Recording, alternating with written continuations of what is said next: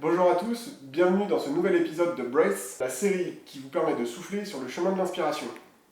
Aujourd'hui, je suis avec Chris, que vous retrouverez sur les réseaux sous le nom de Chris Transformer. On va l'appeler le leader des Autobots du fitness. Ça me va, très Salut bien. Chris. Salut. Donc aujourd'hui, nous sommes à Lyon, où tu es Yes. Depuis quelques mois maintenant. Ouais, Retour. à cause du confinement, à cause voilà. du Covid, on va le dire. Voilà, très clairement, retour un peu forcé. Ouais. Ce qui me permet de caler cette entrevue Carrément. aujourd'hui. Donc je vais te demander de te présenter, dire qui tu es, d'où tu viens. Ok, super, allez, c'est parti. Donc moi je suis Chris, alors Chris Transformer parce que je suis essentiellement connu sur les réseaux et notamment sur Instagram aujourd'hui sur lequel j'évolue. Aujourd'hui même je suis personal trainer, donc j'aide les gens vraiment à retrouver la forme physique, à prendre soin d'eux, à retrouver une bonne hygiène de vie pour se sentir mieux dans leur corps, mais trouver aussi une forme de paix intérieure et extérieure.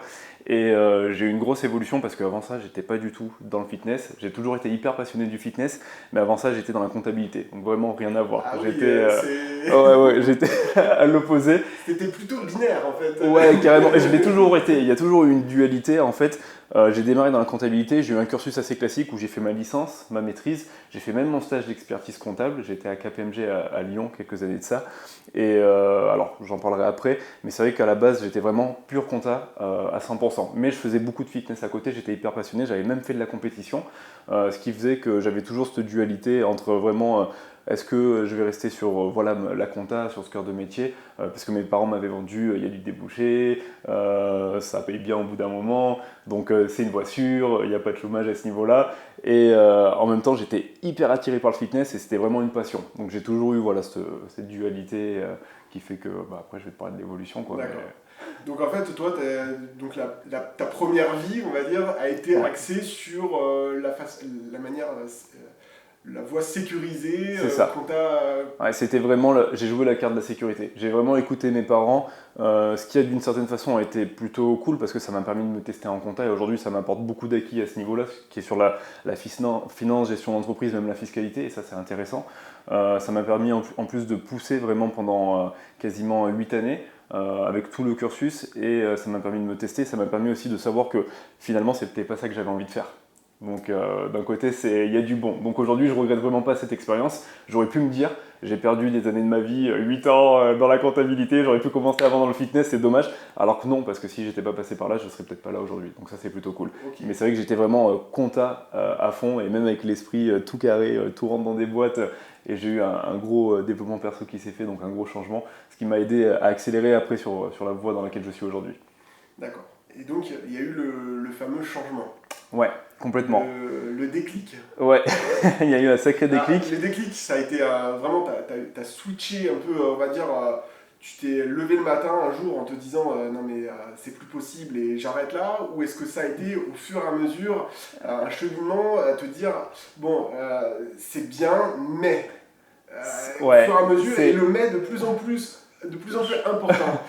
Je pense que c'est la seconde voie, ça a été c'est bien mais et il y a eu un moment où ça a été un 360 d'un coup, dans le sens que j'avais toujours voilà, le fitness à côté, j'étais hyper passionné de tout ça, et j'avais envie de coacher des gens, de les accompagner, mais j'avais la compta qui me sécurisait, mais je sentais que j'étais pas heureux, je sentais que j'étais pas 100% aligné, tu vois, je sentais qu'il y avait un truc qui le faisait pas, et ma compagne, au bout d'un moment, me disait tu rentres, t'as l'air assez déprimé, on sent que t'es pas heureux, on sent que tu es content de faire ce boulot parce que sociétalement ça apporte beaucoup de choses pour les dirigeants d'entreprise, tu les aides voilà, tu les accompagnes, tu fais du conseil, c'est intéressant, tu diriges même des personnes, c'est cool, tu es dans une grosse entité, tu as des possibilités qui sont vraiment voilà, énormes.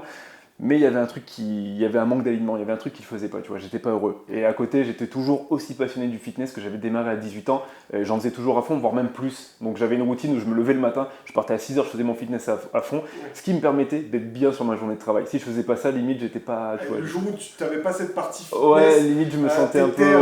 plus peut-être sur les nerfs, plus ronchon, ouais, peut-être un peu moins, comment dire, investi. moins enthousiaste, moins investi en démarrant ma journée, tu vois. Et je l'ai vite senti et ça a duré 1 année, 2 années. Et je ne sais pas si tu connais le rythme en expertise comptable, mais les cabinets d'expertise comptable, c'est quand même un rythme assez tendu, notamment en période fiscale. Donc il y a les mois de l'année où ouais, tout à fait, c'est ça, où tu es à fond. Et c'est là où il y a un moment où j'ai fait une dernière période fiscale et je me suis dit, c'est pas ce qui me, voilà, c'est pas vraiment ce qui me plaît, c'est pas ce dont pourquoi je vibre, ça résonne pas vraiment en moi. Il serait peut-être temps de se lancer dans le fitness. Mais j'avais trop d'objections. Je me suis dit, mais comment je vais faire?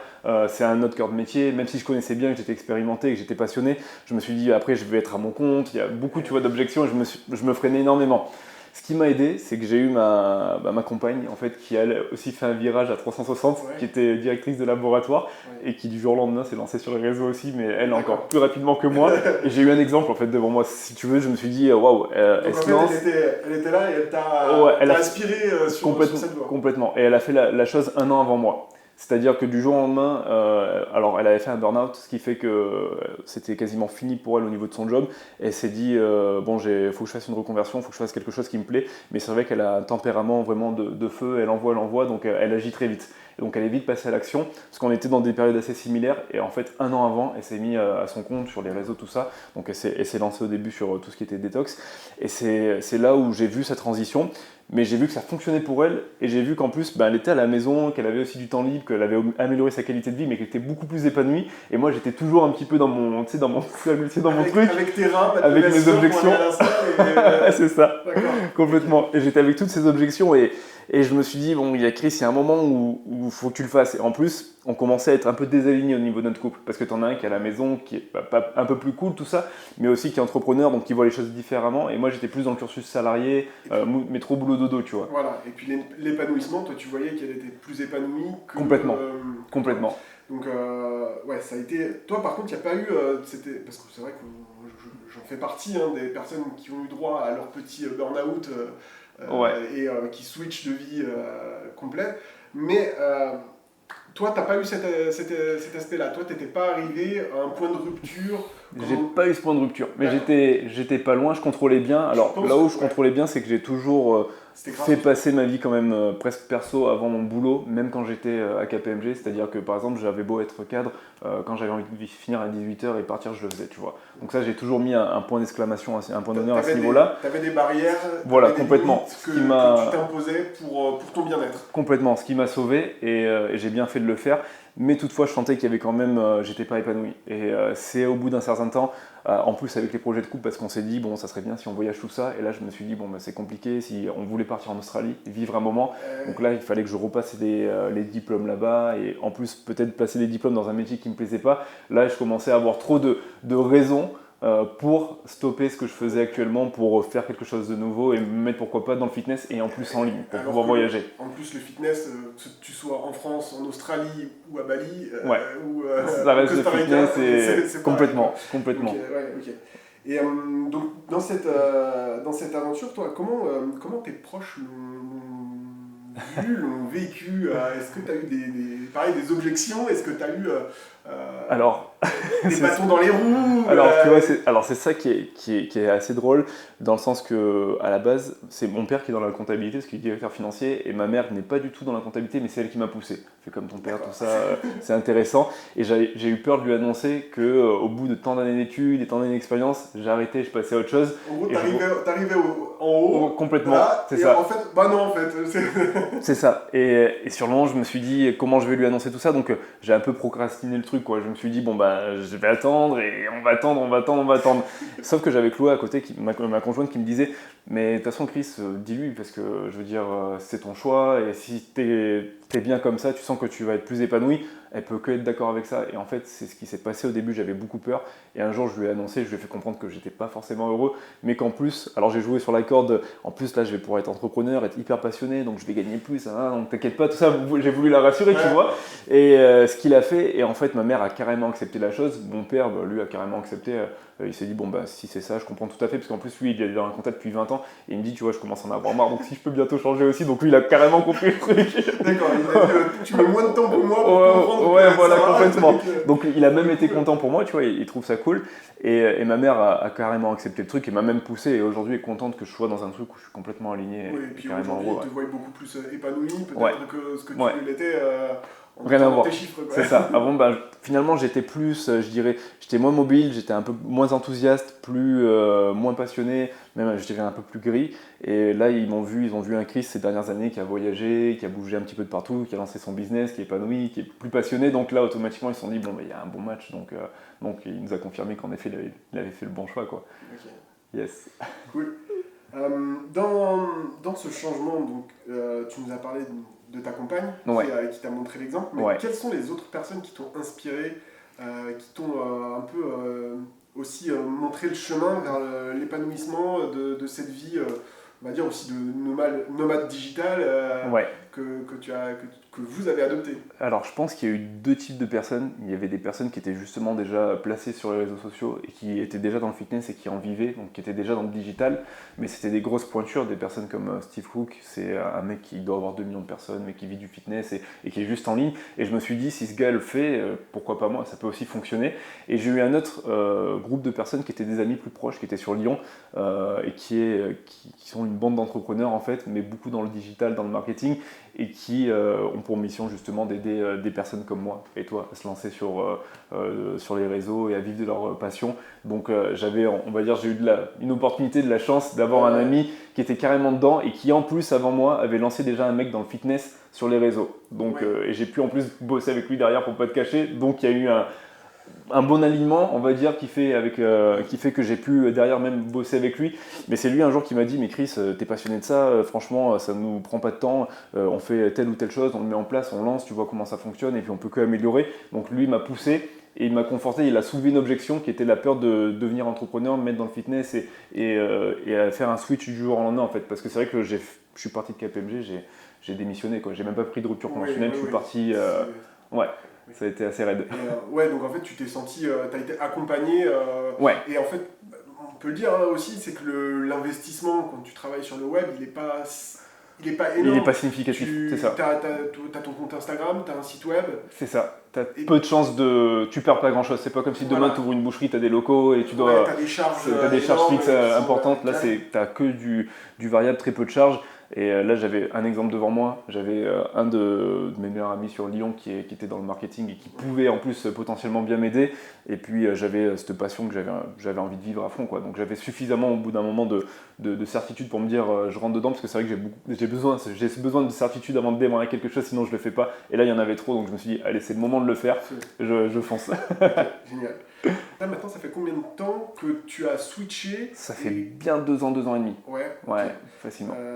Et donc, t'es resté une partie en France et après, t'es parti pour voyager. Comment ça s'est organisé? En fait, les 6 premiers mois, si je ne dis pas de bêtises, les 6 premiers mois, quasiment 1 an, je suis resté en France. Donc, on a bossé à partir de la maison et c'est là où ça m'a permis de démarrer mon business, permis de lancer des choses. Et puis après, on s'est dit, bon, on est en ligne, finalement, on peut bouger, on peut faire ce qu'on veut. Et on avait ce rêve d'aller visiter un peu l'Australie. On s'est dit, on part 1 année en Australie. Et on s'est dit, c'est le moment. En plus, l'Australie est géniale parce qu'en termes de business, ils sont hyper bien positionnés. Donc, on va pouvoir apprendre beaucoup de choses. Donc, on s'est aussi beaucoup nourri de l'expérience australienne parce que tu as beaucoup d'entrepreneurs, des grandes pointures comme Gary Vee, Grant Cardone, Tony Robbins qui passent là-bas en conférence, donc, dont on a pu assister. Donc, quand on est rentré dans l'Australie, on est aussi rentré un peu dans le mode, le moule développement perso, entrepreneuriat, tout est possible. L'état d'esprit aussi, le développement complètement. Qui est plus américain que européen. C'est ça. Donc beaucoup plus optimiste sur l'entrepreneuriat que je dirais peut-être pessimiste et un peu sceptique ici, qui fait que quand tu es dans la vague un peu là-bas, tu te dis bon allez vas-y je fonce, ils y sont tous, moi aussi j'y vais. Et il y a une sorte d'énergie qui te pousse et qui te conforte dans ce que tu fais. Et ça te permet de bien avancer, quoi. Ça aide énormément. Autant l'entourage proche, les amis, la famille, ça compte beaucoup, mais même l'environnement, l'atmosphère dans laquelle tu évolues, ça compte aussi énormément. La question que je me pose, c'est sur cette vie donc pendant 2 ans et demi, t'es sorti plein de fois de ta zone de confort, je présume. Énormément. Parce que ça, c'est énormément. Déjà rien que le fait de te mettre à ton compte, d'entreprendre pour toi et rien que pour toi. Ouais. Quelle est ta réalisation qui t'a fait le plus sortir de ta zone de confort ou celle dont tu es le plus fier? Personnellement, je pense que il y a 2 choses dont je suis fier. Il y a une chose, c'est la vision un petit peu business que j'ai développée, parce que en fait, quand je me suis lancé donc, à mon compte, j'étais certes très bon dans le fitness, j'étais certes bon gestionnaire parce que j'avais fait de la compta, mais j'étais pas bon dans le business. Je connaissais pas grand chose, donc au début je me suis presque vautré. J'avais fait un premier lancement d'un produit qui avait très bien marché, je me suis dit bon c'est bien, allez j'attends 6 mois et ça roule alors que ça fonctionne pas comme ça. Et là je me suis pris une grosse claque et il y a eu un moment où financièrement ça commençait à être même difficile et je me suis dit mec là il faut se réveiller donc faut que t'envoies. T'as plus un boss qui est derrière toi et qui te dit tu fais ça, t'exécutes plus. Faut que tu sois aussi sur ton business, pas que dedans et faut que t'envoies pour continuer à évoluer, pour proposer des choses et là ça a été vraiment un gros challenge. Ce qui m'a beaucoup aidé c'est que j'avais en effet Chloé qui était dedans et elle a une vision très business, c'est assez inné chez elle donc elle a beaucoup pu me conseiller. Mais j'ai quand même été aussi têtu et j'avais beaucoup de croyances limitantes qui font que tu sais, j'étais un petit peu dur à passer à l'action. Il y a des choses, elle a pu me les dire 20 fois et peut-être même aujourd'hui, il y a des choses que je fais pas forcément encore, tu vois. Et seulement même aujourd'hui, pour te dire, au bout de 2 ans, je m'entoure à peine, où là j'ai recruté, donc je bosse avec un community manager. Même, il y a des choses, tu vois, que je fais très tardivement, mais bon. Ce qui est bien, c'est qu'aujourd'hui, je l'ai fait, je me challenge, je sors de ma zone de confort et j'ai compris qu'il y a un moment, même moi au niveau du business, si je voulais avancer, je voulais aller plus loin, j'avais besoin de m'entourer et pas faire tout seul. Parce qu'au début, je voulais faire tout seul, je voulais vraiment tout manipuler, apprendre tout. Je perdais beaucoup de temps, beaucoup d'énergie et j'ai même commencé à me dépassionner du fitness parce que j'étais sur Facebook, sur YouTube, créer des coachings, appeler des clients, j'étais à droite, à gauche et je me suis dit, Chris, c'est en train de t'essouffler, c'est bien, c'est ce que tu as voulu faire, mais si tu veux continuer à garder de la passion dans ce que tu fais, il faut que tu t'entoures pour vraiment pouvoir envoyer. Et ça m'a challengé, j'ai mis beaucoup de temps à l'assimiler parce que j'ai jamais eu de formation dans le business ou j'ai pas fait d'école en particulier, j'ai appris sur le tas, tu vois. J'ai appris sur le tas, je me suis formé en écoutant d'autres personnes, en étant conseillé et ça a été un gros challenge. Ce qui m'a beaucoup aidé, c'est l'Australie avec le développement perso et c'est le fait aussi d'avoir assisté à des séminaires et de m'être aussi formé avec des petites formations à droite à gauche pour vraiment apprendre et je dirais ouvrir un peu mon esprit au niveau du business pour accélérer sur certaines choses. Ça m'a beaucoup challengé. Et la deuxième chose, ça a été ma capacité d'adaptation. J'avais une très mauvaise capacité d'adaptation. Et quand on est parti en Australie, en fait, déjà c'était un environnement qui était complètement différent. Je parlais pas très bien l'anglais, voire très peu. En plus, on s'est retrouvés tous les deux à la maison. Donc, on était dans un mood où, alors c'était bien parce qu'on bossait à la maison, mais si on sortait pas, derrière, on faisait pas de rencontres, on apprenait personne, tout ça. Et on s'est dit, en plus, on veut faire l'Australie à fond, donc on veut tout le temps bouger. Donc, en fait, en Australie, j'ai fait au moins 5 ou 6 villes différents. Et chaque mois, je bougeais, même si j'étais à Melbourne, je faisais 3-4 endroits. Donc j'étais tout le temps dans un nouvel environnement, donc tout le temps à reprendre des repères, à continuer à développer le business. Donc je me suis retrouvé à un moment dans un gros mélange où presque je savais plus où j'étais. Et là, ma capacité d'adaptation, c'était sur le moment, ça a été compliqué parce que moi en plus j'avais vraiment le tempérament comptable, vraiment les trucs bien rigides, c'est vraiment dans la zone de certainty. Et là, je me suis dit, faut que je prenne du recul, faut que je fasse un travail sur moi parce que sinon je vais imploser quoi. Donc, puis relativiser sur les choses, c'est ça. Prendre du recul. Complètement, relativiser sur certaines choses. Comprendre que je ne pouvais pas tout maîtriser, comprendre que la vie, il y avait aussi une part d'incertitude et qu'il fallait être OK avec ça et pouvoir être suffisamment efficace pour me remettre suffisamment rapidement en question, mais agir suffisamment vite aussi derrière pour vraiment avancer et continuer à avancer. Et en plus, sur mon couple, on avait vraiment au début une double vitesse parce que Chloé s'était lancée depuis 1 an. En plus, sur les femmes sur les réseaux, ça marche très vite, donc elle avait une très grosse croissance organique qui fait qu'au début, il y a eu un décalage, même au niveau de nos revenus et au niveau de nos business, qui font que moi, je me suis dit, waouh, j'avais une position, j'étais à KPMG, j'avais un bon boulot, je gagnais très bien. Là, certes, je gagnais bien, mais je voyais ma copine qui était en train de partir et je me disais, ça me challengeait encore plus, tu vois. Donc ça a été. J'étais en train de mouliner, tu vois. Moi, j'avais fait mon premier lancement, je me reposais depuis 6 mois et elle carburait à fond. Et je me suis dit, waouh, Chris, là, il va falloir que tu te prennes en main, il faut que tu fasses un travail intérieur. Parce qu'au final, et ça, je l'ai compris par la suite, c'est qu'en changeant moi mon intérieur, en changeant mes croyances et en travaillant sur ma personne, que je pouvais obtenir plus, que ce soit au niveau de mon business, mes relations et dans ce que je faisais dans la vie de tous les jours. Et ça a été hyper challengeant. Vraiment, ouais, cet esprit business et cette capacité d'adaptation, ça a été vraiment mes 2 plus gros challenges. Okay. Ouais. Donc, c'est génial que tu nous partages ça. Maintenant, tu nous as dit, tu as recruté quelqu'un. Ouais. Donc, community manager. C'est parce que tu as une nouvelle étape que tu veux franchir. Carrément. Tu vas arriver sur... tu peux nous en parler ?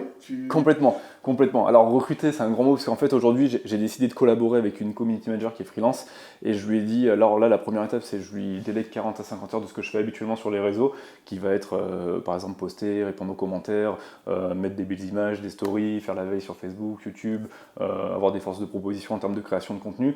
Parce qu'aujourd'hui, j'ai compris une chose, c'est un peu la méthode du one thing, j'ai besoin de me concentrer sur ce que je fais de mieux pour avancer. Et j'ai besoin d'avoir d'autres experts à côté de moi qui sont experts sur ce qu'ils font, donc qui avancent beaucoup plus vite et qui le font beaucoup mieux que moi quand je le fais. Parce que comme je te l'ai dit au début, je faisais ma newsletter, je faisais ma publicité Facebook, j'étais sur YouTube, je faisais mes coachings, tout ça, donc je faisais un tas de choses. Et il y a un moment où tu finis par être un bon généraliste, tu es polyvalent, mais si tu veux te démerder, si tu veux apporter plus et si tu veux aussi gagner plus, il y a un moment, tu as intérêt plutôt d'être un très bon spécialiste et d'être bien entouré. Et ça, je me suis dit, au bout de 2 ans, allez, je commence à m'entourer. Donc là, 2020, c'est vraiment l'année de la restructuration, j'appelle ça comme ça, où je commence vraiment à monter une équipe pour justement toucher plus de personnes, faire en sorte que mon message il ait encore une portée encore beaucoup plus puissante et apporter plus de valeur aussi à mes clients et derrière pouvoir scaler mon business, le développer, parce qu'il n'y a que en scalant mon business, en le développant, que je vais pouvoir aussi apporter plus à mes clients, tout ça. Donc là, c'est vraiment le... Surtout qu'on n'a pas parlé de... On parle beaucoup fitness, donc il y a l'aspect sport. Ouais. Mais on n'a pas beaucoup parlé de l'aspect alimentation que tu complètement, développes énormément. Qui est hyper important aujourd'hui dans mon business. Ouais. Voilà. Ouais. Donc, si tu veux on peut en parler carrément. parce que c'est vrai que tu as une bonne façon de... Enfin, moi j'aime bien ta façon de voir les choses. Yes. Donc vas-y, explique parce que... Carrément. C'est vrai que moi, alors c'est vrai que j'en ai pas parlé et c'est vrai que ce serait cool d'en parler parce que comment j'ai bifurqué aussi, j'ai eu une certification que j'ai fait en Australie, qui soit dans le sport et la nutrition. Okay. Et ce qui est important, c'est vrai qu'aujourd'hui, moi, mes 2 leviers dans mon business, c'est vraiment le sport et l'alimentation. C'est comme ça que je transforme les gens. Et je mets aussi une grosse partie, je dirais, développement perso, mindset, parce que finalement, je pense que l'aspect mental est hyper important et c'est un peu le premier levier à activer avant de faire bien les choses qui sont un peu plus micro. Et c'est vrai qu'aujourd'hui, l'alimentation, c'est une part pour moi qui est hyper importante et que ça soit dans mes coachings donc personnalisés ou dans les programmes que j'ai automatisés, parce que j'ai 2 types de prestations. Je mets l'aspect alimentation parce que c'est un super levier et ça permet de jouer sur la santé des gens, ça leur permet de retrouver un bon rapport avec leur alimentation et d'avoir une perte efficace au niveau de leur poids justement. Donc ça c'est un aspect qui est hyper important. Et puis tu t'adresses aussi à beaucoup de monde en termes d'alimentation. Complètement. Que ce soit omnivore, végétarien ou végétalien. C'est vrai qu'aujourd'hui moi je suis complètement végétalien, ça m'arrive de temps en temps de manger une petite brique de fromage, un truc comme ça. Toutefois, je suis hyper tolérant dans ma démarche. Ça me fait plaisir d'aider quelqu'un qui va être omnivore, quelqu'un qui veut faire une transition vers le végétal ou quelqu'un qui est déjà par exemple vegan. Je veux pouvoir toucher un maximum de personnes, mais je reste quand même dans ma niche qui est la perte de poids, la remise en forme, la santé. Et au niveau de l'alimentation, là où je me démarque, c'est que je ne suis pas sur une alimentation que par l'efficacité, c'est aussi une alimentation santé. Le but c'est d'avoir une bonne digestion, le but c'est d'avoir une bonne qualité de peau, c'est de dormir correctement, c'est pas juste mange ton fromage blanc et t'as tes protéines et c'est cool. Non mais c'est vrai qu'il y a beaucoup d'idées reçues, notamment sur la partie végétalien. Ouais. Où on dit que tu peux ne pas avoir tous tes apports. Complètement. Enfin, on a vécu cette partie-là. Ouais. Maintenant, on l'entend beaucoup moins, mais c'est vrai que c'est cet esprit s'alimenter correctement, mais différemment. C'est ça, complètement. Et aujourd'hui, c'est ce qui est bien avec l'alimentation, c'est qu'on peut vraiment lever toutes les croyances limitantes, et notamment même quand on est végétalien et sportif, c'est qu'aujourd'hui, avec une alimentation végétale, on peut tout trouver dans cette alimentation. Le tout, c'est de savoir comment faire. Donc c'est souvent quand les gens viennent me voir, c'est qu'ils n'ont pas forcément les outils et donc c'est moi qui vais leur expliquer, là tu vas trouver à ce niveau, tu vas composer comme ça, on va te mettre un plan alimentaire en place qui est adapté par rapport à toi tes objectifs et on va avancer comme ça et on va te prouver par A plus B que tu vas avoir des résultats, que c'est possible en fait. Et aujourd'hui c'est ça qui est bien, c'est que l'alimentation c'est hyper vaste et c'est qu'on a tous des problématiques très différentes au niveau de l'alimentation parce qu'en plus on est tous différents et on marche tous différemment. Donc ça reste quelque chose qui est... On pourrait se lasser de faire des plans alimentaires, mais le conseil qui est au niveau de l'alimentation est intéressant parce qu'on est tous différents, donc il y aura toujours un travail, tu vois ce que je veux dire, un cas pratique différent l'un de l'autre, et ça je trouve ça vraiment cool parce qu'il y a toujours quelque chose de nouveau à ce niveau-là. Donc c'est toujours à personnaliser. Personnaliser, complètement. Ça te challenge toi aussi. Complètement. Est-ce que, alors, totalement, je zappe un peu, mais moi j'ai une question, c'est est-ce que toi tu as un rêve depuis super longtemps que tu n'as pas réalisé et qui te titille, tu l'as toujours dans le coin de la tête, et pourquoi tu l'as pas fait en fait? Si tu l'as, qu'est-ce qui te retient de passer à l'action à ce niveau-là? Ouais, alors carrément, j'ai quelque chose. Alors j'ai un truc qui me botte depuis super longtemps. C'est c'est même le pourquoi j'ai commencé le fitness à la base. Ça peut sembler même pas narcissique, mais un choix esthétique. Mais à la base, j'avais un gros focus sur les personnes qui faisaient du fitness et qui étaient, je dirais, tu sais, les modèles fitness, tout ça, avec un petit peu le corps parfait. Et c'est ce qui, au début, m'animait et qui a fait que j'ai fait du fitness, du bodybuilding. Mais ce qui m'a attiré, en fait, c'était le charisme de certains personnages à montrer qu'aujourd'hui tu pouvais être fit, tu pouvais être bienveillant, tu pouvais être bien dans ta peau et tu pouvais aussi aider les autres, mais impacter, je dirais même à l'échelle nationale, voire à l'échelle mondiale. Et aujourd'hui, si j'ai un rêve, ça serait de devenir vraiment déjà le leader de mon pays dans le fitness, donc développer beaucoup plus et pas forcément me restreindre sur des coachings personnalisés, mais peut-être faire des coachings de groupe, faire même des choses encore à plus grande échelle, parce qu'aujourd'hui, je pense que ce soit le fitness, l'alimentation, le bien-être, c'est des super valeurs, c'est des choses qui sont saines, qui sont, je dirais, juste géniales pour tous les êtres humains. Et si demain je peux aider tout le monde avec ça, ça serait accomplir ma mission. Donc aujourd'hui, vraiment, mon big dream, c'est d'être le leader sur le marché français, pourquoi pas à l'international, du fitness, de tout ce qui est bien-être et santé, et de pouvoir toucher un maximum de personnes et développer voilà, mon business à ce niveau-là, quoi. Ok, donc ça c'est au niveau pro. Ça c'est au niveau pro, Et ouais. alors en termes perso, est-ce que toi t'as, je sais pas, te jeter d'un avion avec un parachute ou je sais pas. Alors si, je pense qu'en niveau perso j'ai beaucoup de choses. Alors ce qui est bien c'est qu'aujourd'hui dans ma vie de tous les jours je suis hyper content de la qualité de vie que j'ai développée parce que par exemple là en ce moment, alors je suis en France mais j'habite à Bali à la base et j'ai une routine où ça va être je fais mon fitness le matin, je surfe, si je veux aller voyager visiter des îles je vais le faire, je peux faire de la plongée. Donc j'ai déjà un style de vie qui est vraiment je dirais qui est cool. Je peux en plus manager mon temps de travail, j'ai vraiment trouvé mon rythme de travail. Mais c'est vrai qu'après, personnellement, peut-être le big dream que j'ai, ça peut sembler bizarre peut-être pour certaines personnes, mais ça serait développer une fortune pour mettre à l'abri toutes les personnes que j'aime, que ce soit des amis, des proches ou ma famille, pour qu'ils puissent manquer de rien et puissent eux aussi accélérer sur les choses qu'ils ont envie d'accélérer. Donc voilà, pouvoir les aider aussi, si j'ai un ami demain qui a un business, qui a une super idée, mais qui manque de choses et qui manque de fonds, pouvoir impulser pour lui et lui donner les moyens de pouvoir développer à ce niveau-là, tu vois. Contribuer comme ça. Contribuer donc niveau pro avec le fitness, sur la santé des gens, mais contribuer dans, pourquoi pas, les affaires des autres, à les aider quand ils ont des super idées et quand ça contribue, quand il y a vraiment un bon effet pour la société, je dirais. Ok, donc dans tous les cas, c'est ton pourquoi qui est super fort. Et que ce soit pro ou perso, en fait, c'est toi et c'est entier, quoi. C'est ça, et c'est vraiment la contribution aujourd'hui. C'est au début, tu vois, et c'est là où j'ai eu du mal quand j'ai démarré l'entrepreneuriat, c'est qu'au début, je voulais avoir ça, et j'étais pas vraiment dans le je donne et j'attends de recevoir éventuellement. J'étais vraiment donc je veux. Et il y a un moment où il y a eu un déclic, et notamment avec le développement perso, avec la prise de recul, et quand je me suis pris aussi quelques gamelles, où je me suis dit, il y a un truc que je fais pas forcément bien, et en fait c'est à l'intérieur de moi. Et j'ai développé une forme d'esprit de contribution qui fait qu'aujourd'hui, je pourrais même travailler presque gratuitement, tellement j'aime ce que je fais. Je le fais pas parce que j'ai besoin de gagner pour en faire plus, qui fait que ça a complètement changé. C'est-à-dire qu'aujourd'hui, je vais être plus à donner massivement, même beaucoup, ce qui va me permettre forcément, sans attendre en retour, mais de récolter beaucoup plus en fait. Et ça fait une différence énorme sur mon business et même sur ma qualité de vie, sur plein de choses. Alors qu'avant, je donnais pas beaucoup et je voulais prendre beaucoup. Ouais. Et maintenant, tu donnes pour... Je donne. Et je regarde pas forcément, mais je reçois beaucoup. Voilà. C'est ça, complètement. C'est ce qui m'a aussi aidé à monter sur les réseaux. Donner beaucoup avec une stratégie de contenu, donner gratuitement, où les gens après même m'ont fait confiance. Et aujourd'hui, je peux faire par exemple, c'est bête, mais une story, et je vais avoir 20 ou 30 personnes qui vont remplir mon formulaire de coaching pour bosser avec moi. Voilà. Alors que certaines personnes vont batailler toute la semaine, vont appeler des gens et vont peut-être faire juste un close, un client, alors que moi je fais un truc et donc tu vois, il y a... Par le contenu que tu produis, même pour toi en fait. Parce que pour moi aussi, tu le fais pour toi, mais pour les autres, mais parce que ça résonne en toi, sans rien attendre. Et en fait, derrière, tu dis, bon, allez hop, je relance mon truc. Et puis les gens reviennent vers toi de manière naturelle parce qu'ils ont l'habitude de voir plein de choses de ce que tu produis. Et du coup, ce que tu donnes, ça les intéresse encore plus d'en savoir plus. Complètement. Pour terminer, j'aimerais savoir... on dit qu'il faut célébrer ces réussites, les petites comme les grandes. Ouais. Comment tu les célèbres?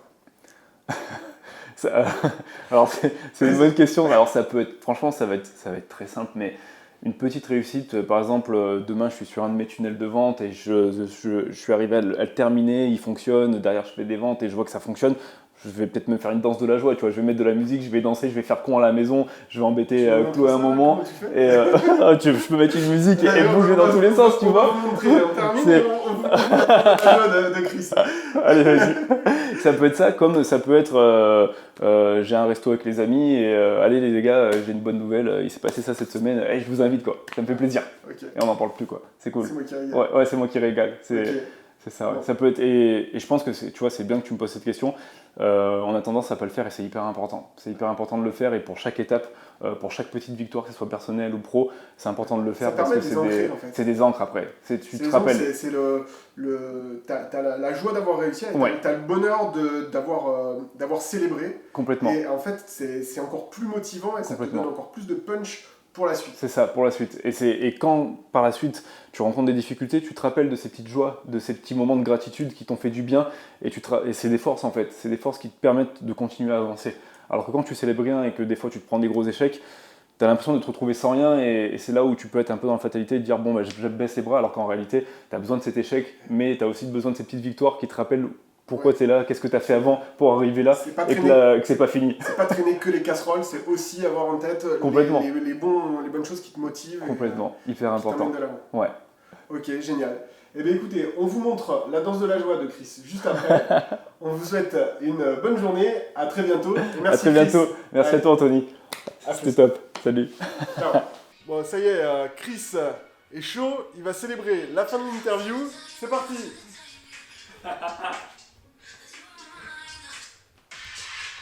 Ah mais il change de musique. Dès qu'il y a une victoire, on danse un peu, on bouge. Et avant je faisais du breakdance, donc tu vois j'ai gardé un peu le rythme. Yes. Allez, on vous souhaite une bonne journée et à bientôt. À bientôt. Ciao. Salut.